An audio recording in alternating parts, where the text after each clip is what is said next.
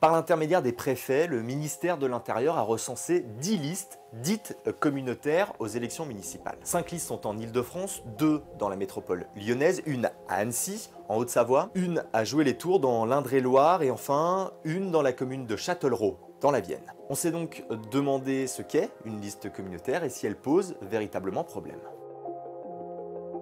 Pour y répondre, on est parti à la rencontre de Martial Foucault. Il est professeur à sciences politiques à Paris et spécialiste du comportement électoral. Il nous a donné une définition d'une liste communautaire. Ils ont une communauté commune, mais ils ont aussi et avant tout en commun de sortir les quartiers d'une précarité sociale, d'une multitude d'inégalités sociales et économiques, parce qu'ils y vivent. Parmi les listes dites communautaires recensées par le ministère de l'Intérieur, 5 sont soutenues par l'UDMF, l'Union des démocrates musulmans français. Ce parti, créé en 2012, a réuni lors des dernières élections européennes 28 395 électeurs. Si ce parti fait aujourd'hui polémique, c'est d'abord à cause de la droite, et notamment de Xavier Bertrand. Le président de la région Hauts-de-France s'est prononcé purement et simplement pour son interdiction.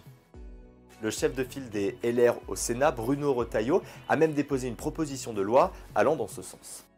On est donc parti à Nanterre, en Île-de-France, à la rencontre de Najib Azergui. Il est le fondateur de l'UDMF, l'Union des démocrates musulmans français. Lui rejette tout communautarisme, mais au contraire décrit un parti ouvert à tous. C'est une proposition d'abord qui ne s'adresse pas qu'aux musulmans. Au même titre qu'il y a un parti chrétien-démocrate qui est un parti d'opinion, il serait temps qu'un parti démocrate musulman puisse être perçu également comme un parti d'opinion. Ce qui pose aussi problème, c'est la stratégie de démarchage de certaines listes. Pour s'en rendre compte, on est parti à Aubervilliers, on a rencontré une habitante très investie dans la vie de la commune. Elle nous explique avoir été approchée par une liste citoyenne et se poser des questions.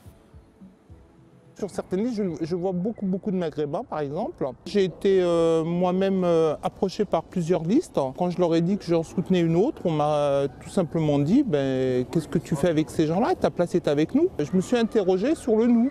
Que veut dire « nous » ? La liste en question, c'est celle de Sofiane Karoumi. Nous sommes partis à la rencontre de ce candidat au municipal à Aubervilliers. Il nous donne la définition de ce « nous ». Moi, le « nous », je le comprends comme des citoyennes et des citoyens engagés. Et quelles que soient les personnes, et d'ailleurs les personnes viennent de tous les horizons d'Aubervilliers, c'est ce qui nous intéresse d'ailleurs. Aujourd'hui, les spécialistes de la question relativisent l'importance de ces listes communautaires, présentes généralement dans les territoires où le taux d'abstention est élevé. Elles n'ont finalement réuni l'année dernière pour les européennes, dans les communes concernées, que quelques centaines, voire quelques dizaines de voix.